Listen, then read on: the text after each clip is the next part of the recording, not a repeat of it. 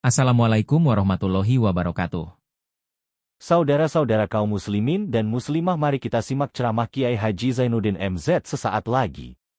Assalamualaikum warahmatullahi wabarakatuh. Merasa paling benar sendirian, merasa orang lain salah semua. Pokoknya kalau di luar lingkungannya udah kagak bener aja udah bahaya. Saudara-saudara, ini juga penyakit yang disuntikan oleh iblis. Sebab iblis itu tipu dayanya luar biasa, strateginya lihai. Makin tinggi kualitas iman, ya makin berat upaya iblis untuk menjerumuskan kita. Karenanya saya mengajak, marilah kita bertoleransi, baik kepada non muslim, lebih-lebih lagi kepada sesama muslim yang kebetulan berbeda baju, berbeda kaos, berbeda organisasi, lain bendera yang dibawanya. Tapi toleransi mari kita canangkan. Kita terikat oleh ukhuwah Islamiyah.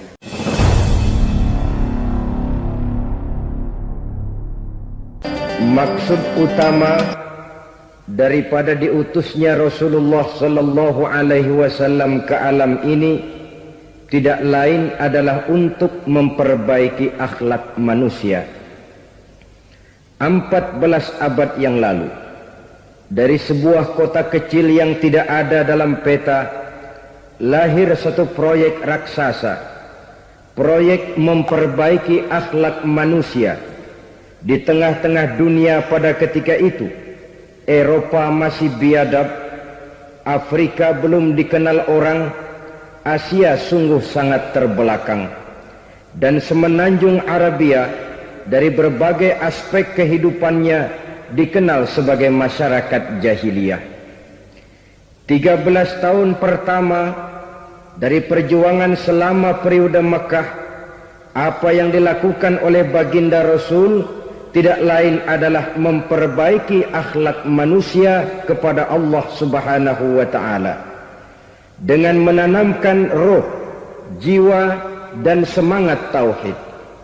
Kita tahu bahwa masyarakat jahiliyah menyembah batu, menyembah patung, menyembah berhala yang mereka buat sesuai dengan kekayaannya masing-masing.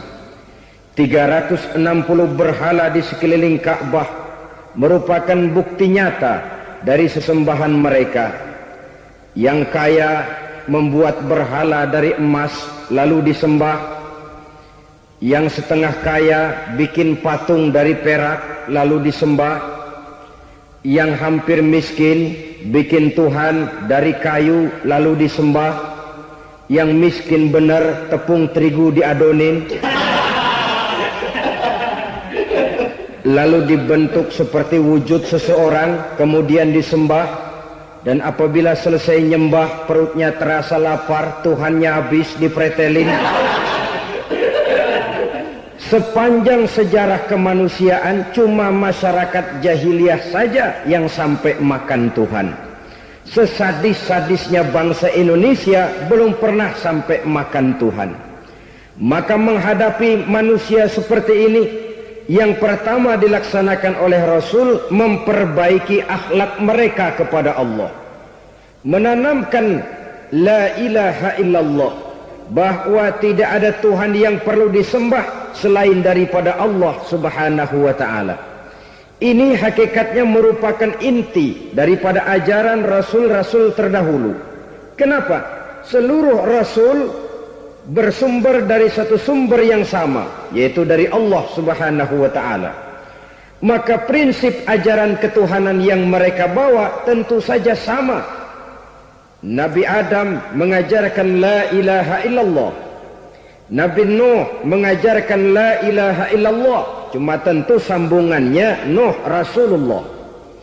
Nabi Ibrahim mengajarkan la ilaha illallah, Ibrahim Rasulullah. Nabi Musa mengajarkan la ilaha illallah, Musa Rasulullah. Bahkan Nabi Isa mengajarkan la ilaha illallah, Isa Rasulullah. Dan Nabi Muhammad mengajarkan la ilaha illallah, Muhammadur Rasulullah. Akhlak manusia kepada Allah dengan menanamkan tauhid. Jadi kalau ingin berakhlak yang benar kepada Allah, jaga tauhid, pegang teguh akidah.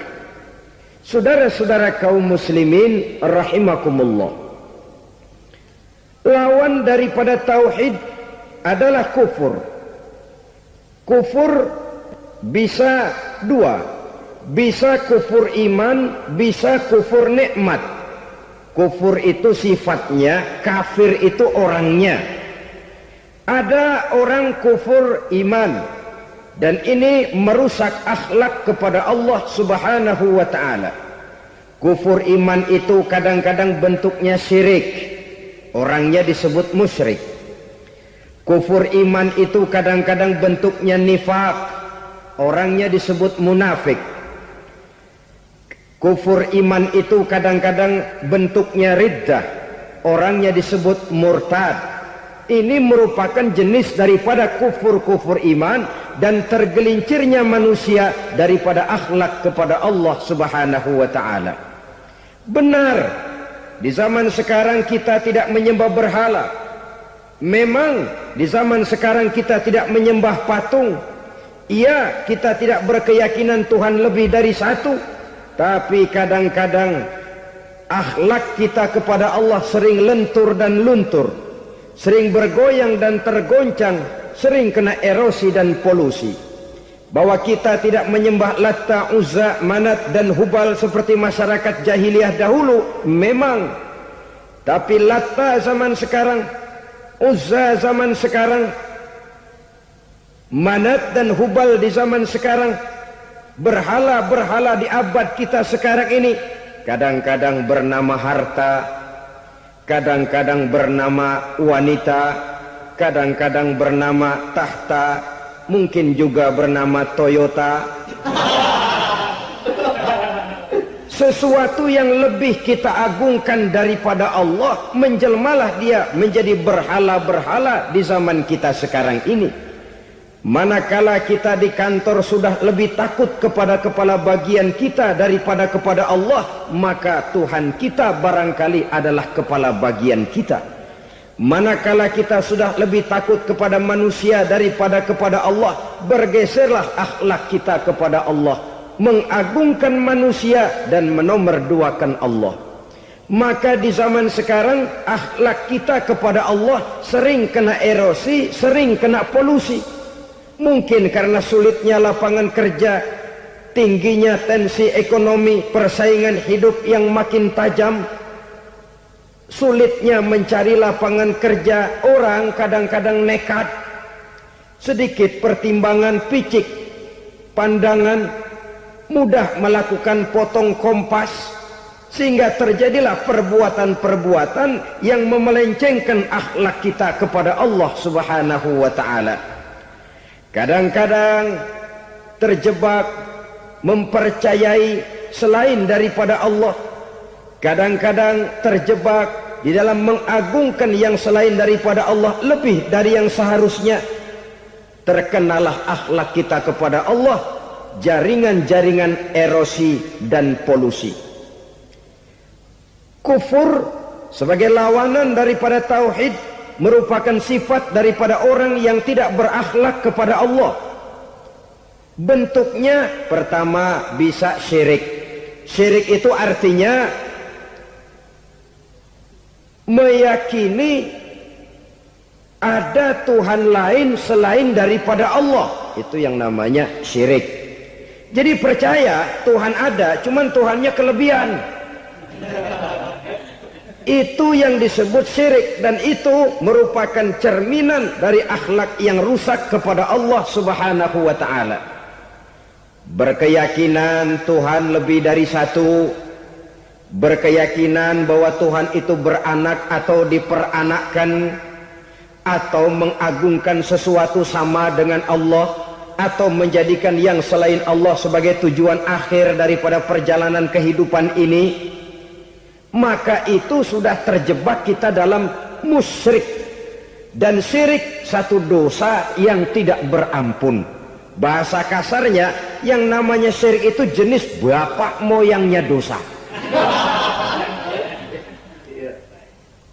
Saudara-saudara, sebab itu saya pesan, kalau memang terpaksa Biasanya yang tinggal di kota-kota besar itu kalau tidak kepengen dosa kan susah.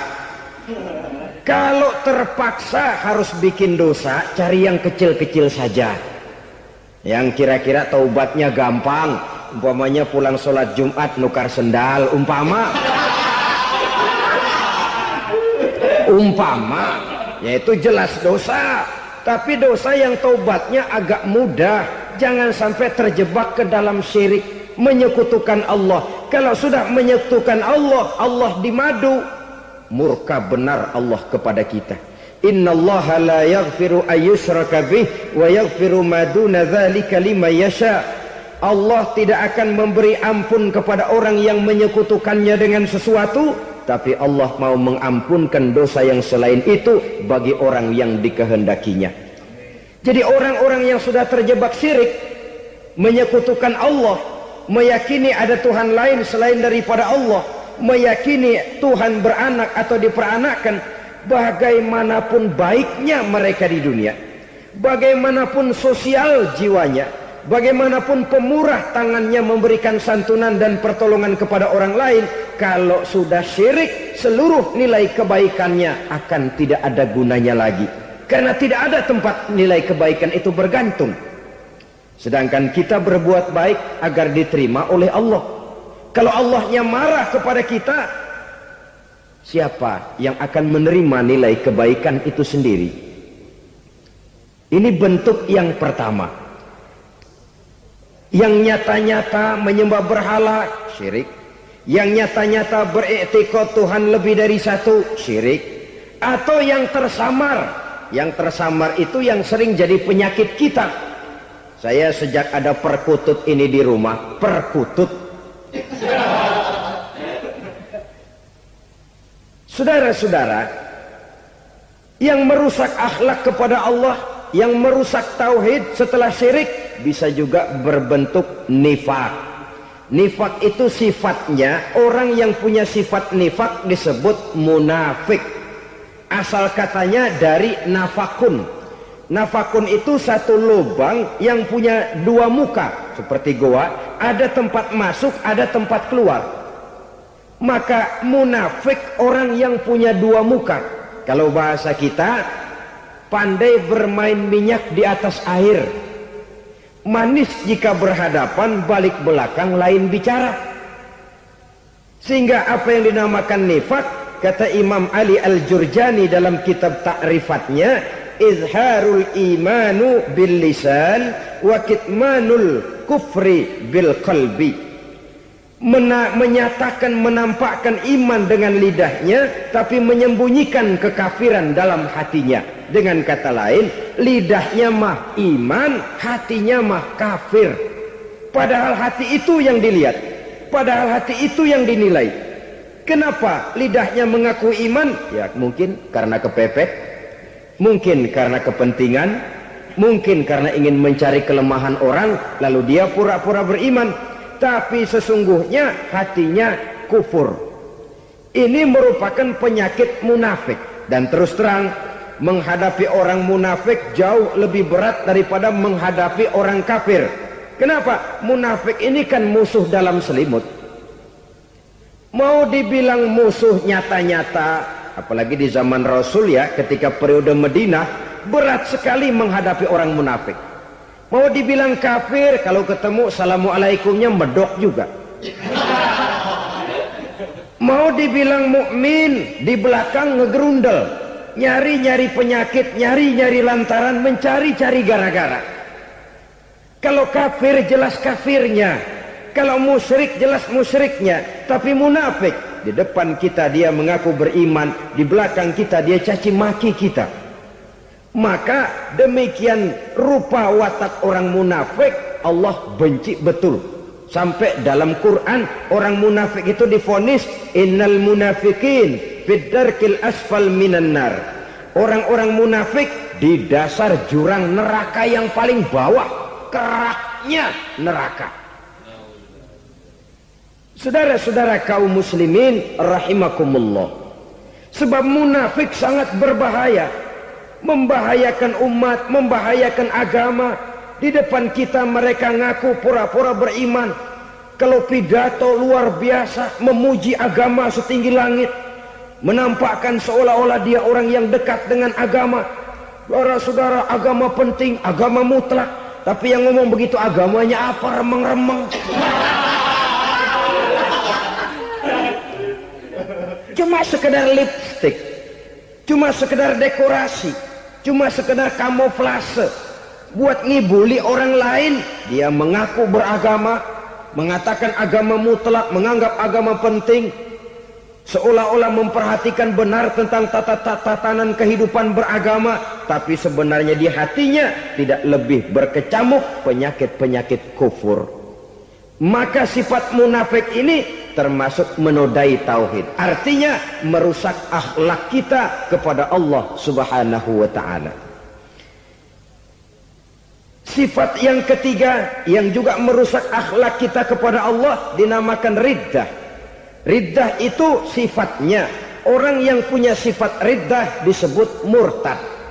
Murtad keluar dari Islam. Keluar dari Islam tentu tadinya di dalam Islam. Oleh satu perbuatan dia bisa menjadi murtad. Misalnya tadinya dia iman benar kepada Allah, tapi melarat. Kadang-kadang sehari masak, 3 hari libur. Akhirnya oleh kesulitan ekonomi dia tidak kuat. Ada yang menawarkan kebaikan, dibawain supermi, dibawain obat-obatan, diberikan beras. Goyah imannya. Keluar dia dari Islam, ikut agama orang yang memberikan pertolongan kepadanya, memilih kesenangan sebentar dengan mengorbankan kebahagiaan yang kekal. Maka orang semacam itu riddah sifatnya, murtad orangnya, keluar dari Islam. Dan yang menyebabkan kita murtad bukan cuma orang nyata-nyata memproklamirkan diri keluar dari Islam tapi lalu mengikuti agama orang lain. Bukan cuma itu. Mengakui ada Rasul lagi sesudah Nabi Muhammad bisa menyebabkan kita murtad. Mengingkari nikmat Allah bisa menyebabkan kita murtad. Meyakini semua agama benar bisa menyebabkan orang menjadi murtad. Meragukan kesempurnaan dan kelengkapan Al-Quran bisa menyebabkan orang jadi murtad. Mengingkari sunnah bisa menyebabkan orang menjadi murtad. Banyak hal-hal yang bisa mendatangkan penyakit riddah dan membuat pelakunya menjadi murtad. Dan ini menodai akhlak kita kepada Allah Subhanahu wa ta'ala. Itu tadi kufur iman, saudara-saudara. Nyata-nyata mengingkari Allah, baik dalam bentuk syirik, nifak, ataupun riddah. Kufur yang kedua dinamakan kufur nikmat. Apa itu kufur nikmat? Sitru ni'matil mun'im au ya'malu fi mukhalafatil mun'im. Menutup-nutup nikmat Allah atau melakukan perbuatan yang menentang, bertentangan dengan kehendak yang memberikan nikmat. Jadi kufur nikmat pertama, nutup-nutupin Tuhan. Tuhan jalingin. Duit lu banyak amat, dari mana? Gua kerja. Lalu kerjanya nomor 1. Orang yang berakhlak kepada Allah, dia akan menjawab, kamu uangnya kok banyak, dari mana? Rizki dari Allah. Caranya, saya kerja. Kerja itu cara, rizki itu dari Allah datangnya. Bukankah di zaman sekarang kita sering terpleset? Ini merupakan cerminan dari rapuhnya akhlak kita kepada Allah Subhanahu wa ta'ala. Karena usaha saya memang, karena saya peras keringat banting tulang, tentu. Tapi sadarkah kita bahwa sepanjang yang bisa kita lakukan cuma berusaha, peras keringat banting tulang, pergi pagi pulang sore. Tapi bisakah kita memastikan hasil usaha kita?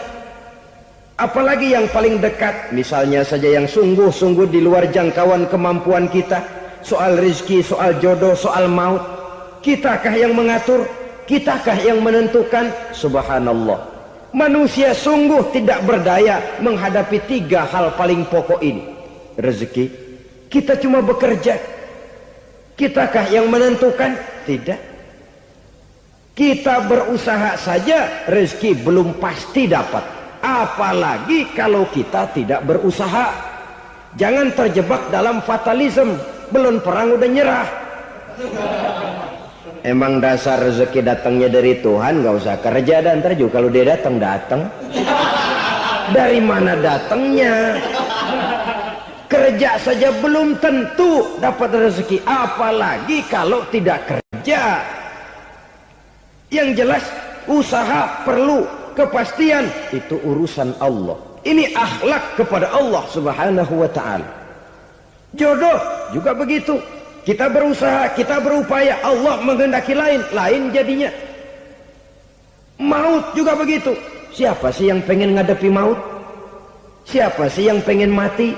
Siapa sih yang pengen ketemu malaikat Israel? Tidak seorang pun kalau ditanya, kecuali mereka yang putus asa ya. Kalau otaknya masih normal, mau mati mesti belakangan dulu udah dikit. Tapi yang satu itu saudara, kalau dia sudah datang, tenaga mana yang bisa menolak? Kalau dia sudah berkunjung, kekuatan mana yang bisa menghindar? Kalau dia sudah ingin bertemu, kemana kita bisa melarikan diri? Manusia sepanjang yang dia lakukan hanya berusaha, tapi kepastian, ketentuan dari Allah Subhanahu wa ta'ala. Orang yang kufur nikmat, nutupin Allah. Dia merasa rezekinya adalah mutlak peras keringatnya. Seolah-olah Allah nggak punya peranan apa-apa di situ. Oh, ini kan saya bisa rumah begini karena saya kerja keras. Oh, ini mobil saya begini saya kerja keras. Peras keringat, banting tulang, keras.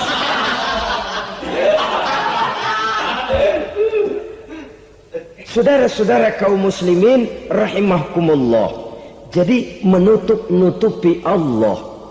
Akibatnya nanti kalau dia berhasil, Allah ketutupan. Kalau dia gagal, orang lain dicaci maki, dicari kambing hitam. Yang kambing hitam kan mahal. Karena orang sering cari-cari kambing hitam. Jarang orang mau jujur kalau bertemu kesulitan lalu mencari sebab pada dirinya sendiri. Yang paling enak ya nyalain orang.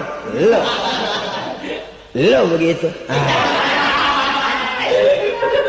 Orang lain yang paling enak kita salahin. Au ya'malu fi mukhalafatil mun'im, atau dia melakukan sesuatu yang tidak sesuai dengan kehendak yang memberikannya nikmat. Diberikan kita tangan, mulut sih nggak berhenti, terima kasih Tuhan, alhamdulillah saya dikasih tangan. Cuma nih tangan enteng mat nabokin orang mulu. Itu sudah mukhalafatul mun'im, bertentangan dengan kehendak yang memberikan nikmat. Diberikan harta, mulutnya mah basah, terima kasih Tuhan, alhamdulillah dikasih harta, tapi pelitnya minta ampun. Kikir, koret, medit. Ini juga termasuk kufur nikmat, mempergunakan suatu nikmat bertentangan dengan kehendak daripada yang memberikan nikmat itu sendiri. Saudara-saudara kaum muslimin rahimakumullah.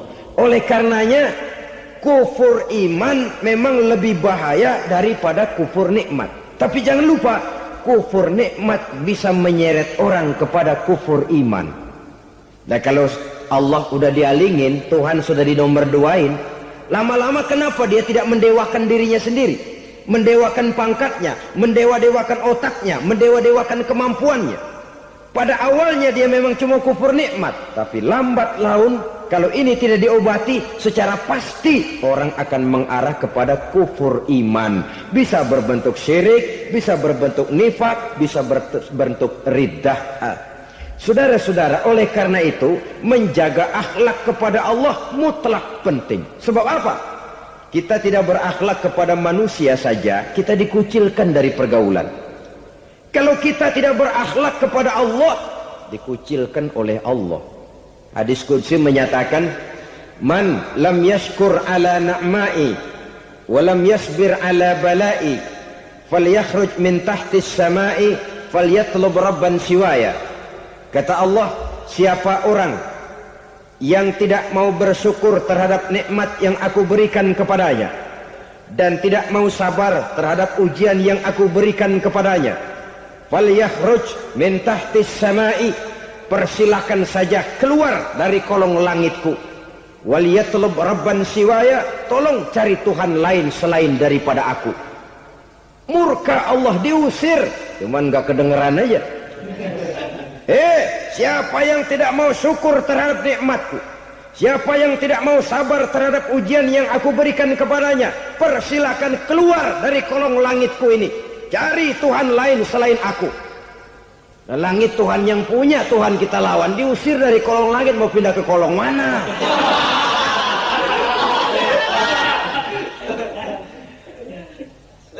Jadi jangan merasa kufur nikmat kan enteng. Iya, kelihatannya begitu, tidak sebahaya kufur iman. Tapi kufur nikmat ini merupakan anak tangga yang kalau kita sudah mulai naik, kita akan naik terus sampai kepada tingkat di mana kita mengalami kufur iman. Kalau sudah ke sana, maka akhlak kita kepada Allah terkenalah erosi, terkena polusi, hancur akhlak kepada Allah. Dan itulah sumber kesengsaraan abadi. Kalau cuma kita tidak berakhlak kepada manusia, barangkali resikonya cuma kehidupan di dunia ini. Mungkin juga ada kehidupan akhirat. Tapi kalau sudah tidak berakhlak kepada Allah, dunia akhirat kita rugi dan celaka. Maka pada kesempatan ini saya mengajak, marilah jaga baik-baik akhlak kita kepada Allah. Satu kali kita bertauhid, sampai mati kita bertauhid. Satu kali la ilaha illallah, jangan tergelincir lagi kita keluar daripada kalimat itu. Satu kali kita bertuhankan Allah, jangan bertuhan yang lain selain daripada Allah.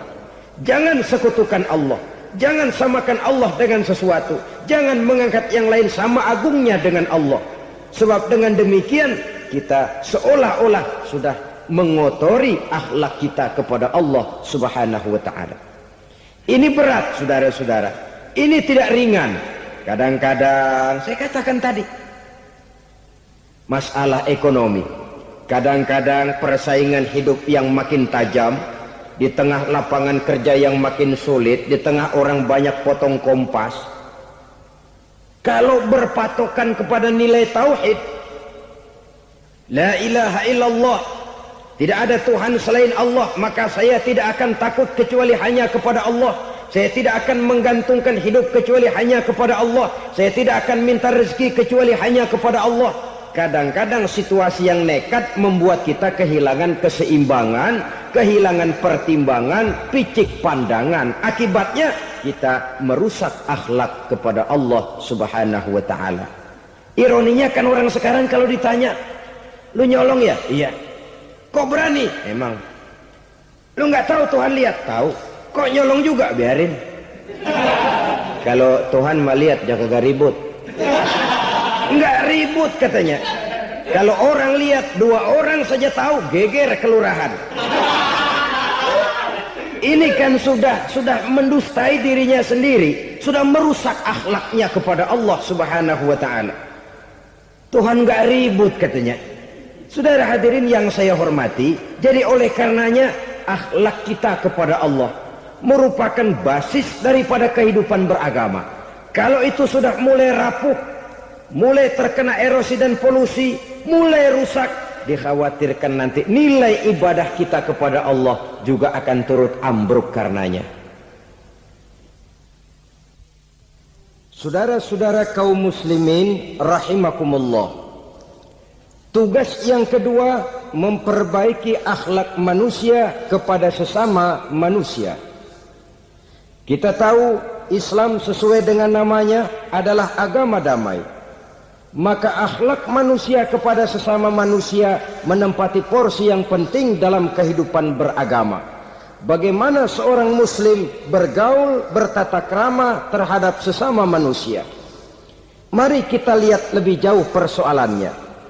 Untuk memudahkan pembicaraan dari kacamata agama, kita kelompokkan saja manusia itu dalam 2. Pertama yang seiman dan yang kedua yang tidak seiman. Yang tidak seiman itu kita sebut saja kufur atau kafir. Nah, kepada yang kafir pun kita diajarkan untuk berakhlak. Apalagi kepada yang memang nyata-nyata seiman, sekeyakinan, seakidah.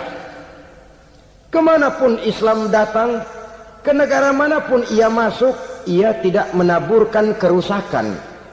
Jadi tidak benar kalau orang pernah itu menggambarkan, saking sentimennya seorang orientalis pernah menggambarkan Nabi Muhammad di tangan kirinya Quran, di tangan kanannya pedang.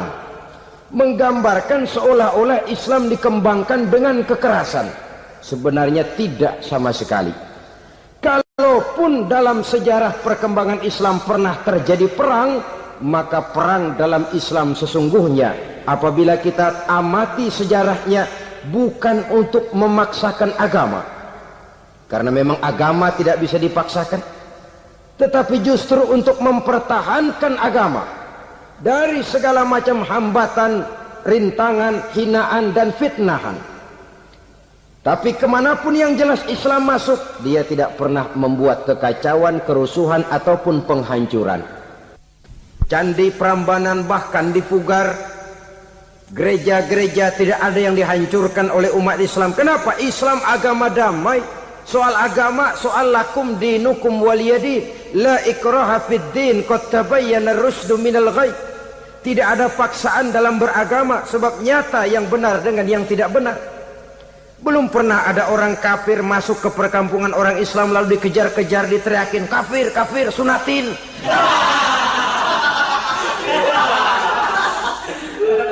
Belum pernah. Kenapa? Islam menghormati orang lain agama. Nah, yang kafir ini macam-macam, saudara. Ada kafir harbi. Nah, ini kafir kerok. Ini kafir yang nyata-nyata memproklamirkan permusuhan kepada umat Islam. Nyata-nyata mengganggu ketenangan umat Islam. Kafir yang seperti ini yang boleh diperangi. Misalnya kita mau sembahyang Jumat dijagain, nggak boleh sembahyang Jumat, getok palanya. Kafir harbi artinya tantangan perang datang dari mereka, bukan kita yang mulai. Mereka yang buka front. Prinsipnya umat Islam tidak boleh mencari-cari musuh, tapi pun tidak boleh lari kalau ketemu musuh. Musuh jangan dicari, ketemu jangan lari. Karena itu kesan seolah-olah umat Islam ini teroris, umat Islam ini destroyer, umat Islam ini sering menimbulkan keonaran, kerusakan. Sungguh satu fitnahan yang sangat keji. Umat Islam adalah umat yang cinta damai. Islam di masa perkembangannya masuki Eropa melalui Selat Gibraltar, Jabal Tariq, memasuki Spanyol. Islam tidak pernah meruntuhkan gereja. Islam tidak pernah membunuh orang-orang Nasrani. Bahkan Islam mewariskan peradaban dan kebudayaan yang begitu tinggi nilainya di bidang ilmu pengetahuan.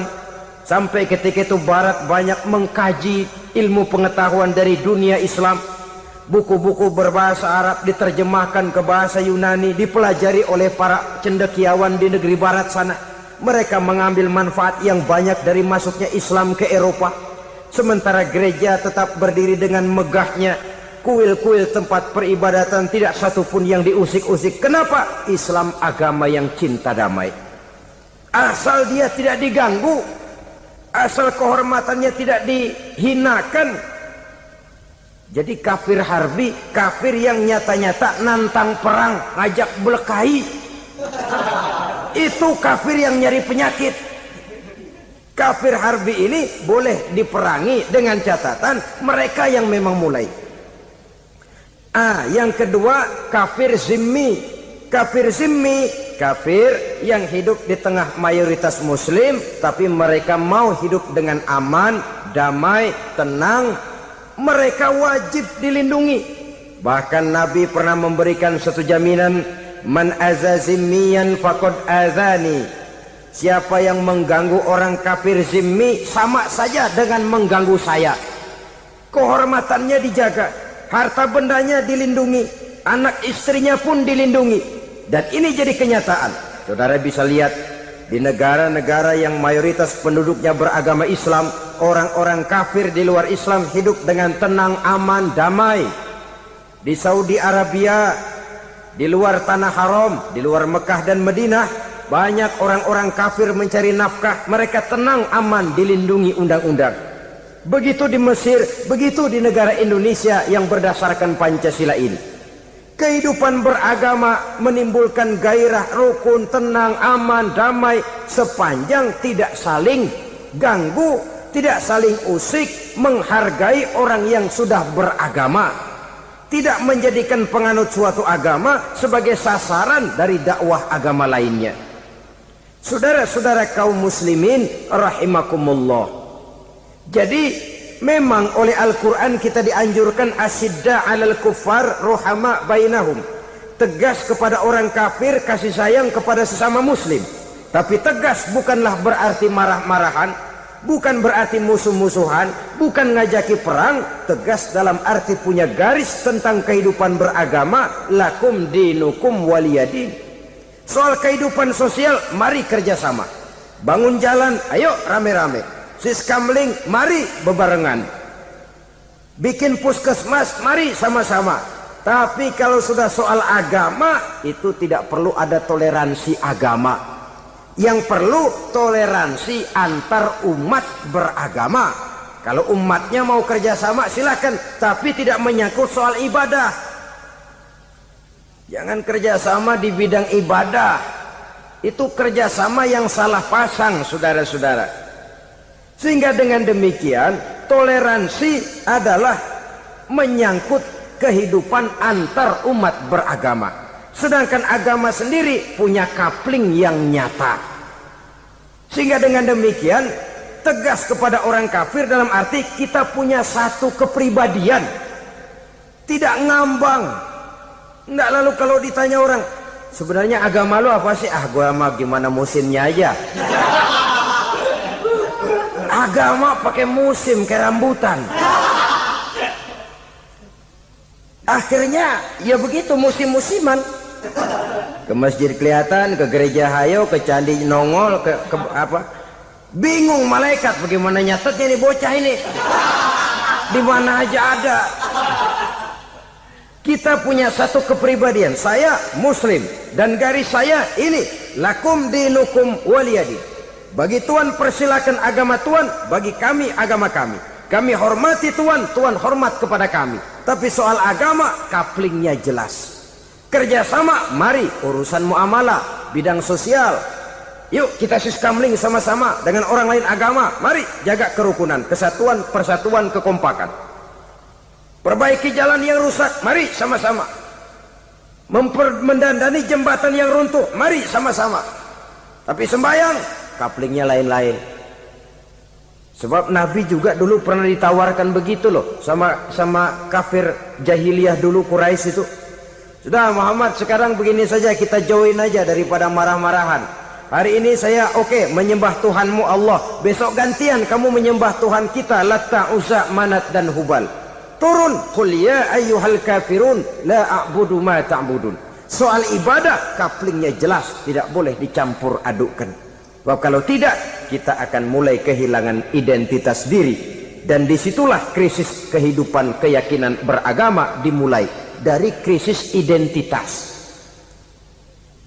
Hujan gede kan mulainya gerimis dulu. Di mana-mana ya gerimis dulu. Gerimis makin lama makin gede. Kita akan mulai dengan kehilangan identitas diri. Dari sana nanti kita malu mengakui keislaman kita. Kalau orang Islam malu mengakui keislamannya, ini kan ironi, menyedihkan. Ngakui Islamnya saja malu, menonjolkan keislamannya malu. Tidak ada rasa bangga beragama. Padahal ini modal dasar. Hanyalah dengan rasa bangga beragama, kita lalu konsekuen. Bangga yang tidak konsekuen. Wah, pokoknya kan gua kan Islam. Agama yang paling benar. Tapi hidupnya sendiri jauh dari tuntunan Islam. Itu bangga yang tidak beralasan. Bangga yang tidak perlu dibanggakan sebenarnya.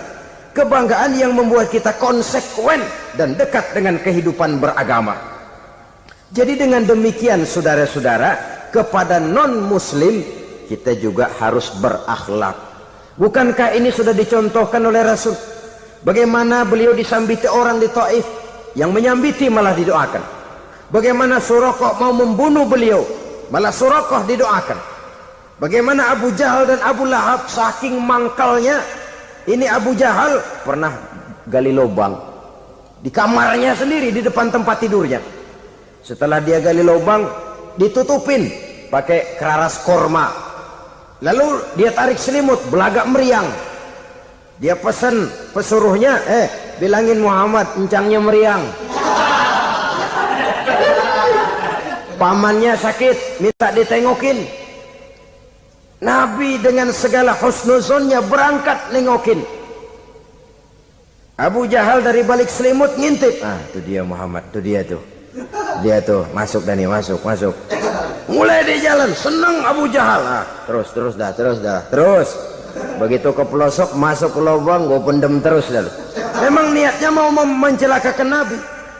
Sudah tinggal beberapa langkah lagi Nabi akan berjalan ke arah lubang itu. Malaikat Jibril ngasih tahu, Muhammad, Abu Jahal pamanmu cuma pura-pura sakit. Di depan tempat tidur itu ada lubang sudah dia gali untuk menjerumuskan kamu. Sudah, balik pulang. Balik badan Nabi. Sudah hampir mau melangkah, kakinya malah muter pulang. Abu Jahal yang ngelihat Nabi sudah hampir jatuh nggak jadi, balik pulang. Lupa kalau lagi sakit. Udah Muhammad buruan sini. Nabi ke pintu, dia kejar. Dia lupa sama lubang yang dia gali. Begitu dia kejar, dia yang ke pelosok masuk ke dalamnya. Sejak saat itu ada pepatah, man hafara hufratan waqa'a fiha. Siapa yang suka nggali lubang, dia sendiri bakal terpelosok ke dalamnya. Jatuh dia ke lubang yang dia gali. Padahal ya paling banter 2 atau 3 meter paling dalam. Dari dalam lubang itu dia teriak-teriak, Muhammad, tolongin, pamanmu kecebur. Kasih tahu Muhammad, kasih tahu, datang lagi lah pesuruhnya. Muhammad, pamanmu Abu Jahal kecebur, minta tolong diangkatin. Sudah diulur tambang, habis sambung lagi, nggak bisa sampai. Masa iya, cuma kamu yang bisa nolong. Apa yang dilakukan Nabi? Balik mau nolongin. Akhlak. Kita kalau ada orang gali lubang buat nyeburin kita, dia sendiri yang kecebur. Gorok gua kagak lemin loh. Mati sekalian dah. Nabi mah enggak, balik nolongin tuh Abu Jahal. Kenapa paman kecebur? Iya Muhammad, tolong, tambang udah diulur-ulur, sambung-sambung nggak sampai. Aduh kasihan paman, nih pegang tangan saya. Nabi cuma ulurin tangan, nyampe dipegang oleh Abu Jahal. Diangkat ke atas. Nyampe atas, apa kata Abu Jahal? Tambang bergulung-gulung nggak nyampe, kamu cuma pakai tangan doang kok bisa Muhammad, hebat banget sihirmu. Mukjizat dia bilang sihir, udah ditolongin nyelak lagi, kan yang enak kita injak palanya. Orang dulu bilang wah katanya nolongin anjing kejepit, udah selesai ditolongin malah yang nolong digigit. Saudara hadirin yang saya hormati, kepada orang-orang kafir kita harus berakhlak, menghormati mereka, tidak memaksakan satu keyakinan dalam batas-batas yang ditolerir oleh agama, yaitu pada masalah-masalah sosial dan muamalah. Itu kepada non-muslim, apalagi kepada sesama muslim. Baik akhlak kepada orang tua, akhlak kepada guru, akhlak kepada jiran atau tetangga, itu semua termasuk dalam akhlak kepada sesama manusia. Akhlak kita kepada orang tua, kadang-kadang kita orang timur ini ketularan orang barat. Engkongnya dianggap CS. Salaman main kedet aja, halo kong. Engkongnya bahalo dibengong. Saudara-saudara kaum muslimin rahimakumullah, akhlak yang tua kepada yang muda, akhlak yang muda kepada yang tua, kepada jiran dan tetangga, kepada sanak famili dan handai tolan, pendeknya kepada sesama muslim. Tetangga ada haknya, ada hak tetangga yang kalau kita berakhlak itu harus dipenuhi. Contoh kecil, kalau saya beli radio, itu saya dong boleh berpikir, ini radio saya beli pakai uang saya setel di rumah saya, sekeras-kerasnya ada apa sama orang lain? Radio gua, Yang beli gua pakai duit gua. Gue setel di rumah gue, ada urusan apa sama orang lain? Itu kalau menurut saya. Tapi tetangga sebelah saya kan bisa juga ngomong begitu. Mata gue, yang ngantuk gue tidur di rumah gue. Kenapa suara radio lu masuk kemari? Ketika itulah lalu kebebasan saya nyetel radio dibatasi oleh kebebasan tetangga saya yang mau tidur. Ini sudah akhlak namanya. Umpamanya lagi ada Nabi ajarkan, iza tobakhta maraqatan fa'akthir ma'aha wa ta'ahad jiranaka. Kalau kamu masak sayur, banyakin kuahnya, bagiin tetangga kamu. Bukan bagiannya itu yang jadi soal, tapi akhlak kepada tetangga. Udah tahu tetangganya kelaparan, diseksa, goreng ikan asin, se-RW baunya ngayap. Kembang kempis orang nungguin. Saudara hadirin ma'asyiral muslimin rahimakumullah. Jadi dengan demikian, kalau sudah kembali kepada orang-orang yang nilai imannya sama dengan kita, apapun organisasinya, apapun baju yang mereka pakai, kaos yang mereka pakai, jaket yang mereka pakai, kalau sudah seakidah, seiman, jaga akhlak kita. Pendapat boleh berbeda, kaos boleh tidak sama, jaket boleh beraneka warna, bendera boleh beragam-ragam, tapi ukhuwah Islamiyah ini utamakan. Adalah lebih baik mencari persamaan dalam kehidupan dan bukan memperbesar perbedaan. Hanyalah dengan mengembangkan nilai-nilai akhlak semacam ini, toleransi tidak hanya diperlukan kepada yang non-muslim, kepada sesama muslim pun toleransi. Artinya apa? Jangan memponis amalan orang lain. Yang usolli, yang tidak usolli, berjalanlah menurut keyakinannya masing-masing. Jangan lalu memponis, itu namanya nggak toleransi. Kamu nggak pakai usolli ya? Enggak. Brengsek. Kamu pakai usolli ya? Iya. Bid'ah. Lah dua-duanya kagak yang benar. Kalau yang sembahyang kagak benar, bagaimana yang kagak sembahyang? Apa itu yang benar? Toleransi, setuju dengan perbedaan pendapat, jangan memponis amalan orang lain. Karena kita hanya beramal, hak menerima adalah Allah Subhanahu wa ta'ala. Jangan sebentar-bentar mencap bid'ah, dolalah, finnar, neraka. Kayaknya neraka kapling orang tuanya kali. Gampang bener masukin orang ke neraka. Kita kadang-kadang bisa toleransi dengan orang luar, tapi kepada sesama muslim toleransi tidak sanggup kita adakan. Mengklaim merasa kita yang benar, orang lain salah semua, itu tidak toleransi namanya. Mentang-mentang jadi ustadz, nih satu-satunya ustadz di sini ya, semuanya mesti ngaji kemari. Kalau nggak ngaji kemari Islamnya kurang tapi benar. Toleransi. Saudara-saudara kaum muslimin rahimakumullah, lapang dada menghargai orang yang berbeda pendapat, apalagi kalau perbedaan pendapat itu menyangkut hal-hal yang tidak prinsipil, menyangkut hal-hal yang sekunder dalam kehidupan beragama, menyangkut masalah-masalah yang dalam bahasa fikih disebut soal-soal furu'iyah. Tidak usah menyebabkan kita bersih tegang. Kepala sama hitam pendapat boleh berbeda dan halal. Bahkan Nabi mengatakan ikhtilafu ummati rahmatun. Perbedaan pendapat di kalangan umatku bahkan menjadi rahmah, sepanjang perbedaan pendapat itu diiringi dengan rasa toleransi. Tapi kalau sudah main baku hantam, main klaim, memponis orang lain, akhirnya timbullah keretakan. Jangan heran kadang-kadang satu masjid dua kelir.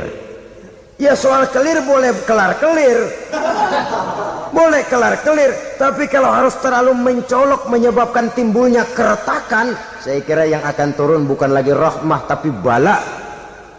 Bala akan menimpa kita, jatuh kita menjadi umat yang lemah. Oleh karena di antara kita sendiri, sesama kita tidak pandai bertoleransi, tidak lapang dada. Ada anak muda kelihatannya mau majuan dikit, yang tua curiga. Nih kalau dia maju pasaran gua bangkrut dong nih. Lalu ditekan tuh anak ditekan melejit. Kadang-kadang yang tua maksudnya baik, mau memelihara, yang muda salah terima. Kan tua kejemur. Dari dulu sampai sekarang gitu-gitu doang. Anak kemajuannya. Padahal yang tua barangkali maksudnya juga baik, mau memelihara. Sebenarnya kalau kita bisa mencoba mencari titik temu dengan alur komunikasi, tidak merasa diri yang paling benar, tapi toleransi, boyak menerima pendapat orang lain, setidaknya mau mendengar omongan orang. Yang susah kalau udah kena penyakit nggak mau ngerti omongan orang, nggak mau nerima pendapat orang. Kodok di kolong tempayan, cukeng kayu asem, asal ijo udah ijo aja ijo dah. Nggak ngerti omongan orang, yang kayak begini yang orang jadi kesandung. Oleh karena itu saudara-saudara, alangkah nikmatnya kehidupan ini apabila kita menyadari kita ini ummatan wahidah, satu umat yang satu, yang diikat dengan akidah.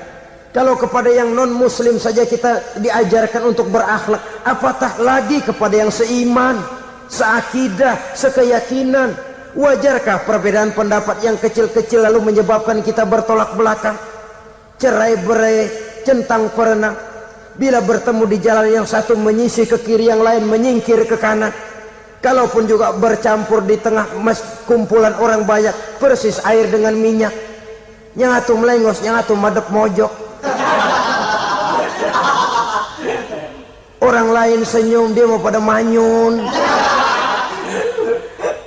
Saudara-saudara kaum muslimin rahimakumullah, realita ini walaupun tidak enak, pahit, tapi masih hidup di sebagian masyarakat kita. Ini yang perlu kita atasi.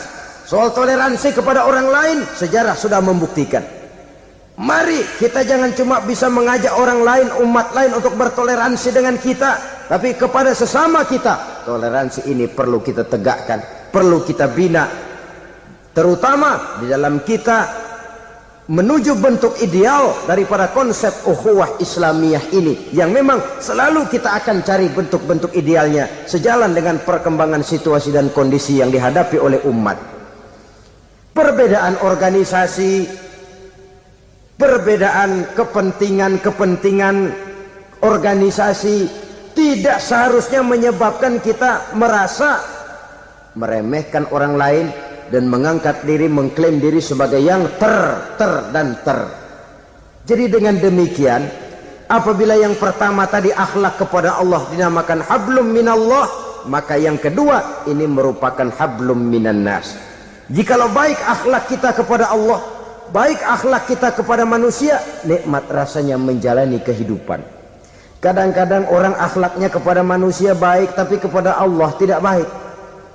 Hormat sama yang tua, menyayangi yang muda, sama tetangga rukun, tapi sama Tuhan nggak mau sujud. Ini baik kepada manusia, tapi tidak berakhlak kepada Allah. Atau sebaliknya, sujudnya sama Allah mah tekun, bener, khusyuk, bahasanya juga fasih, luar biasa. Tapi sama manusia sombong, takabur, ujub, merasanya dia doang yang paling benar. Sebab iblis itu ya, itu kadang-kadang datang lewat hati, dan memang selalu markasnya di situ. Kalau dia tidak bisa menggoda kita dengan yang lain, dia tumbuhkan sifat ujub. Dia bisikin, wah memang di kampung ini yang paling banyak ibadahnya ente, yang lain mana, lihat tuh kerocok semua.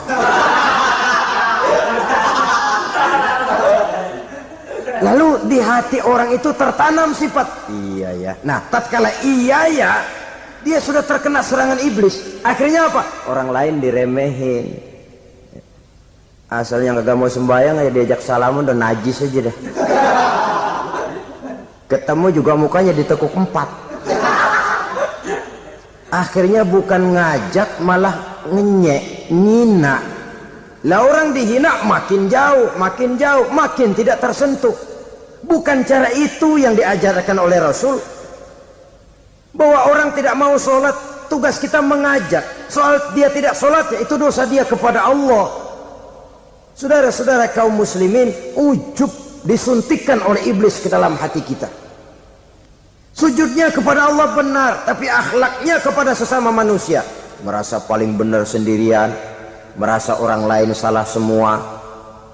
Pokoknya kalau di luar lingkungannya udah kagak bener aja udah bahaya. Saudara-saudara, ini juga penyakit yang disuntikan oleh iblis. Sebab iblis itu tipu dayanya luar biasa, strateginya lihai. Makin tinggi kualitas iman, ya makin berat upaya iblis untuk menjerumuskan kita.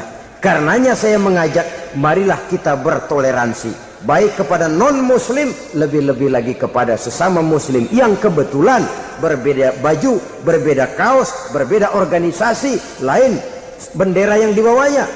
Tapi toleransi mari kita canangkan. Kita terikat oleh ukhuwah Islamiyah. 2. Yang ketiga, akhlak manusia kepada makhluk Allah lainnya di luar manusia. Islam, saudara-saudara, dengan berakhlak kepada Allah, berakhlak kepada sesama manusia, berakhlak kepada makhluk Allah di luar manusia, baik flora maupun fauna, maka mudah-mudahan akan terciptalah satu ekosistem, satu lingkungan hidup yang membuat kita nikmat menjalani kehidupan ini. Inilah saja yang kita bicarakan pada pertemuan kali ini.